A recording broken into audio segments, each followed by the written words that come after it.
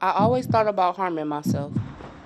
I'm shy. I struggled with making friends. I never thought I could do anything. I have extremely low self esteem. Lately, I've been eating my pain away. Just throw it back up. I've been struggling to lose weight.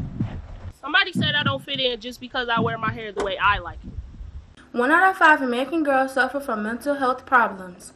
Don't be that girl. Talk to someone. Those thoughts I had are long gone, for I have a future I need to get to. In order to get better, I had to do better. I learned how to make friends. I believe in myself. That's when everyone else did, I set an example. Instead of me eating everything, I started watching my calories. The weight is falling off. I wanted to change my hair, but I decided it was for me. It's for me. A PSA from the Curvy Girl Project.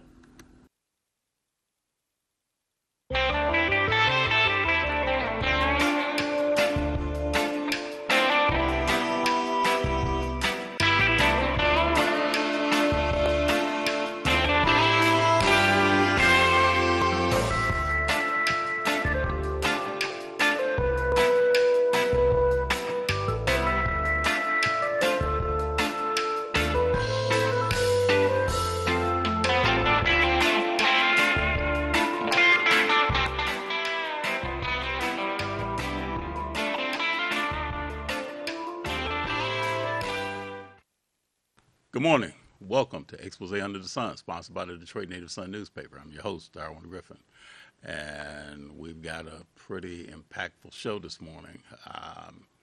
We've got a lot of things that's been going on, but before we get started, just want to let everybody know that we are live, and our calling numbers from the Highland Park area are area code 313-868-4336, 313-868-0351, or 313-868-0342.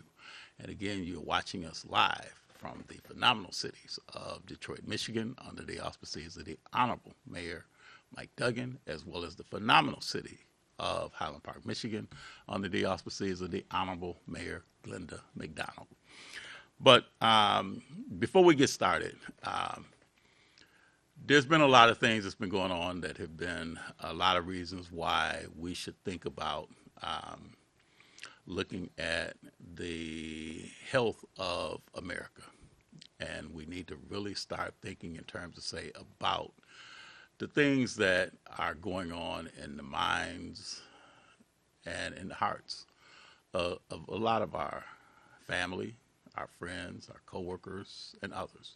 So we need to do a deep dive and look in terms of, say, and call people up, ask them how they're doing, call people up and ask them if there's anything that they need, and to find out, too, whether or not if there's something that's bothering or troubling them so much to where they may need some outside help.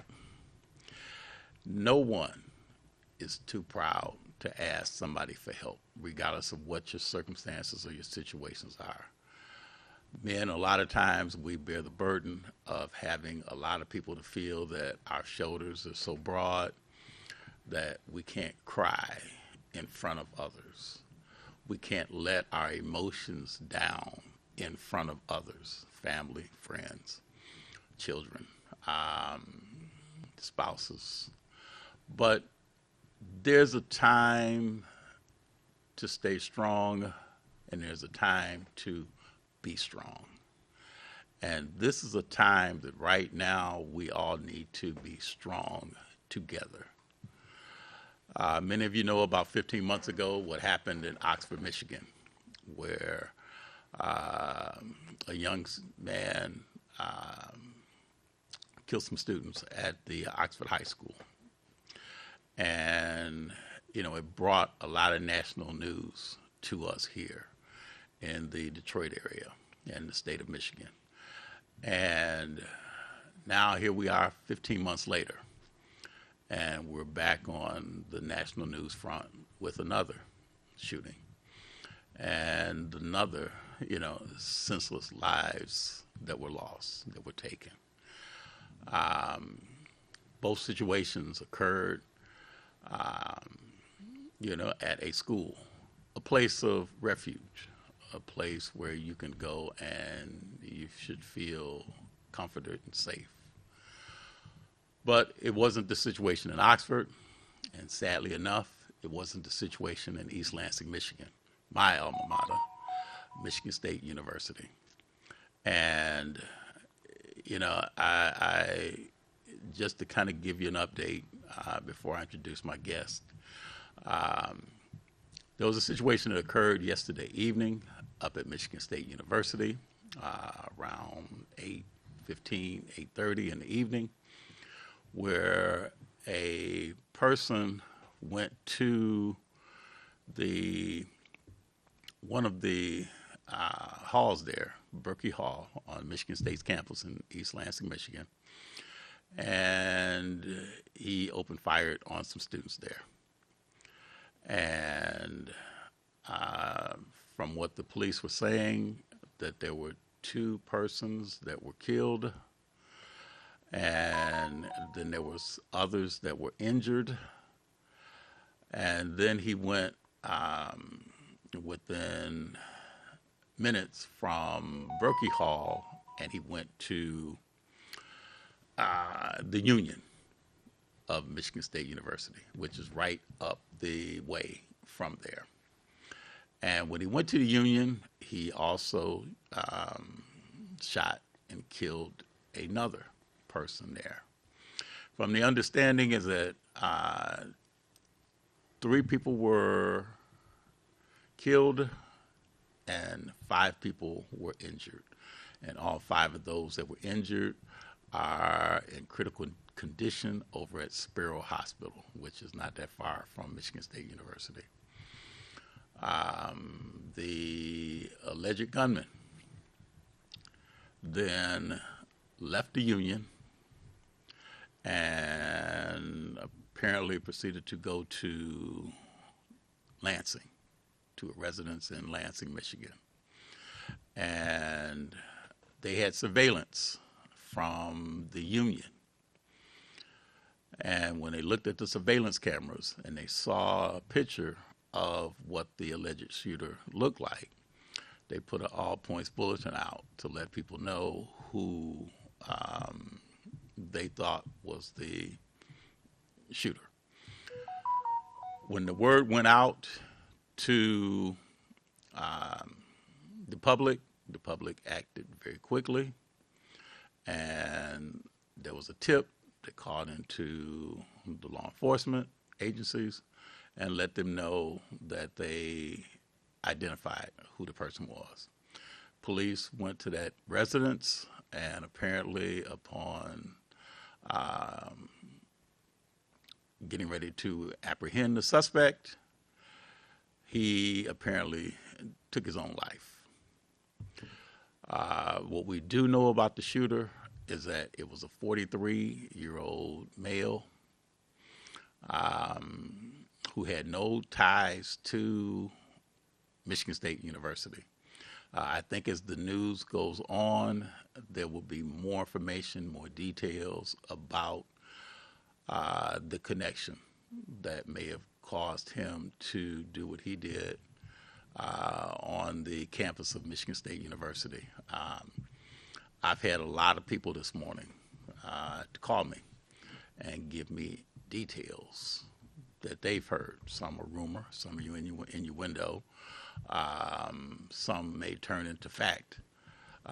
Just as I also know from someone who had shared with me that they know one of the victims and know who this person is, age, everything. But I'm not going to release that information, on this show today. Our hearts, our prayers, our thoughts, our sympathies and condolences go out to the family and to the friends of those who were slain, as well as those who are still in critical condition right now. We definitely would like to give thanks to a lot of people that responded very quickly to this scene. The first responders, to the East Lansing Police, to the Michigan State Police, to the Lansing Police, to a variety of others that came together to apprehend the suspect very, very quickly.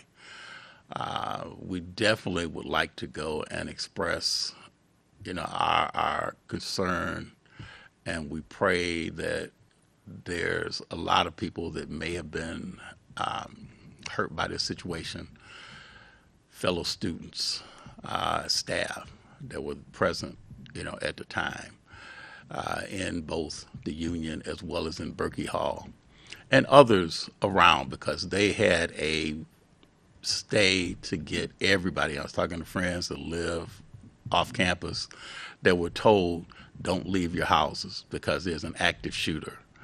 And so there was a lot of people that saw it on the news, a lot of parents that were really, really concerned about their children or their child who attends school at Michigan State University, as well as people that were on the other side of campus that was hearing about what was going on, and they were all told to stay in their rooms, stay in their dormitory rooms, stay in their apartments, stay in their places of residence, and not leave the premises.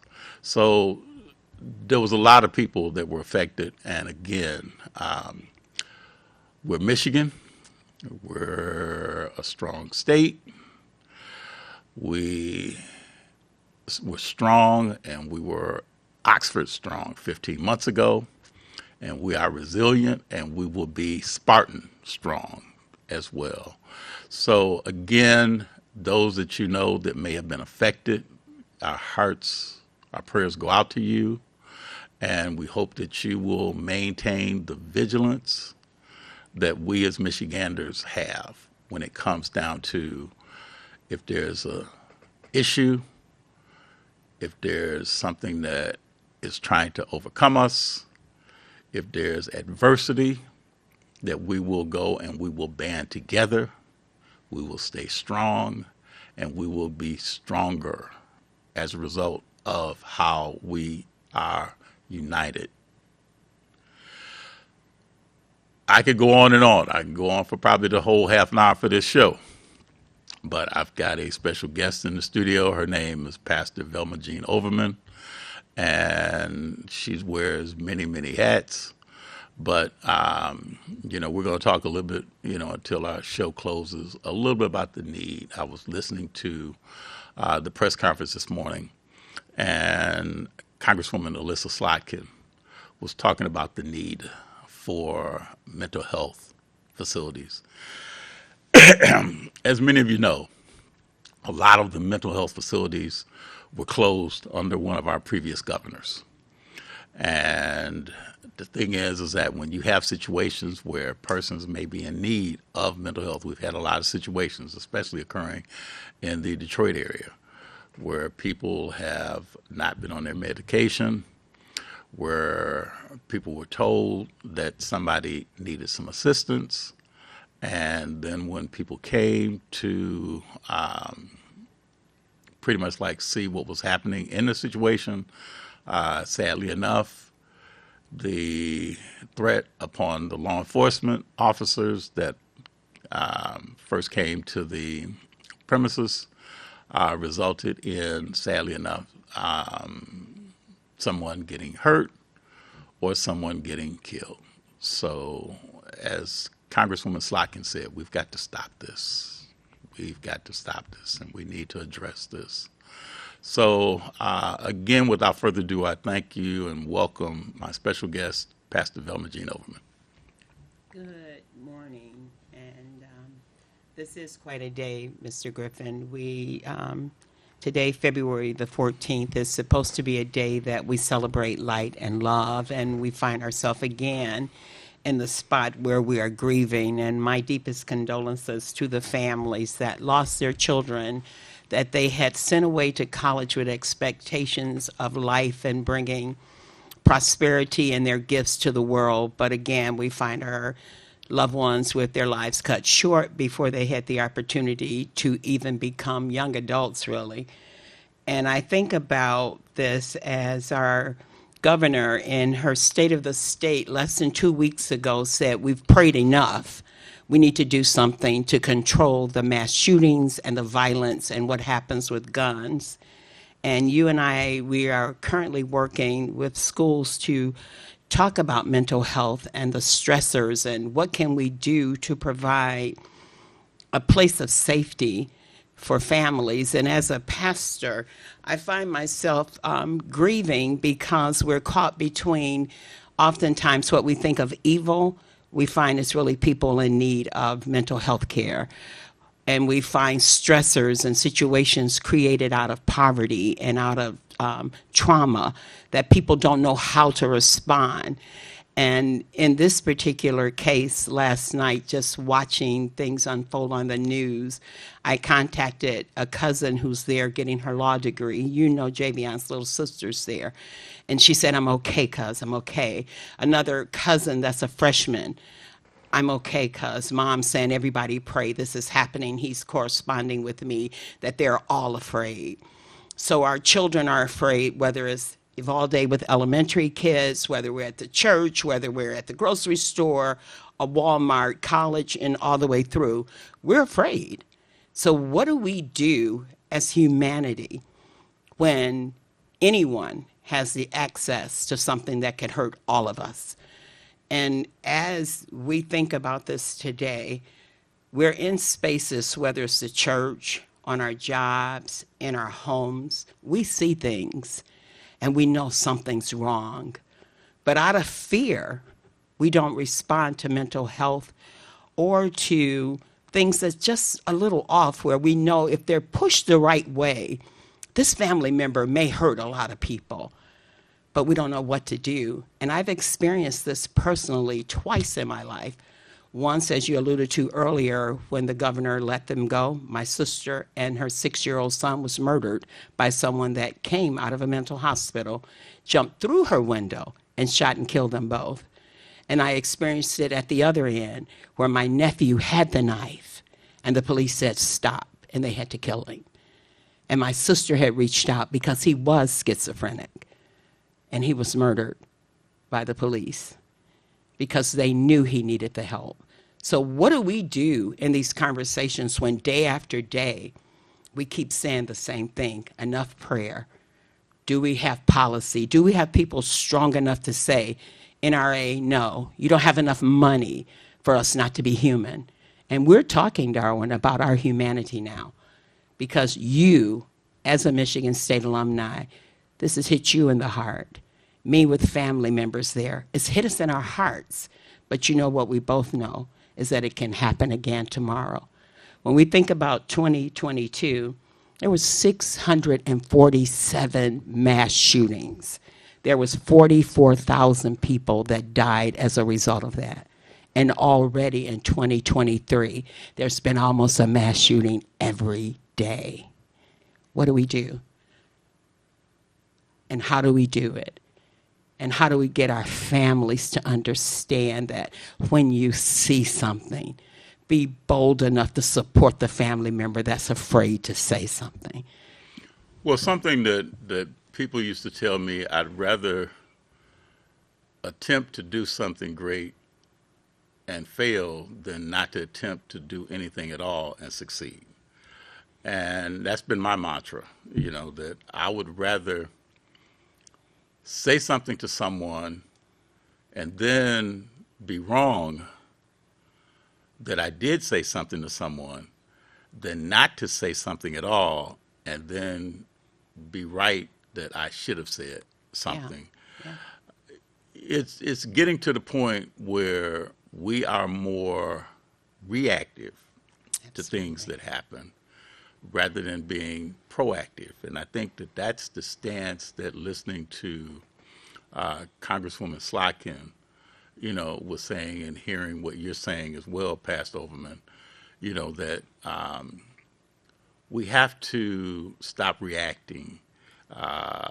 Colleague of mine, Livonia Pearman, you know, always says, we're getting tired of wearing the T-shirts Yes. of people that may have been killed or murdered or a loss of life that we are mourning. We're tired of putting up flowers and stuffed animals and candles on a corner where someone ran a light and tried to plow through an intersection with people trying to walk through an intersection, or doing 80 or 90, speeding down the residential areas where the speed limit is only like 25 miles an hour.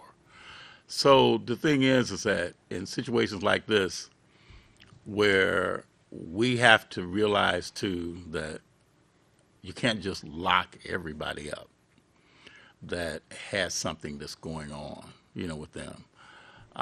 There needs to be some therapeutic measures that need to be put in place.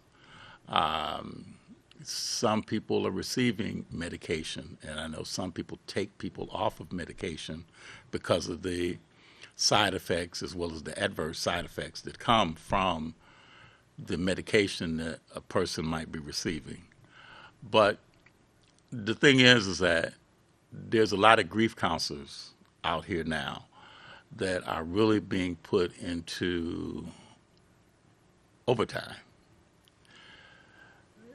The grief counselors that are going to have to be up at Michigan State counseling the young people that, like you were saying, who were spellbound by looking at all of the different things that were going on during that timeline from about 8:15 up until the time that they said that, it was pretty much like they had the active shooter who they thought had been, was deceased. So now the thing is that it's a healing process that we are going to have to go through again, just like we did back in Oxford. Oxford strong, Spartan strong. And the sad part about it is that we are vigilant, we are Spartans. I know there's a lot of people that are going to have a difficult time trying to go into the Union. I used to go when I was on campus, I would bowl at the Union. I would go into the Union and they had a lounge area where you could study if you didn't, weren't able to get to the library or you weren't able to do anything else, like in your room or something like that. You could go and study at the lounge. The Union was a place, it was a union. That's why they call it a union. It was a union of a variety of different services there.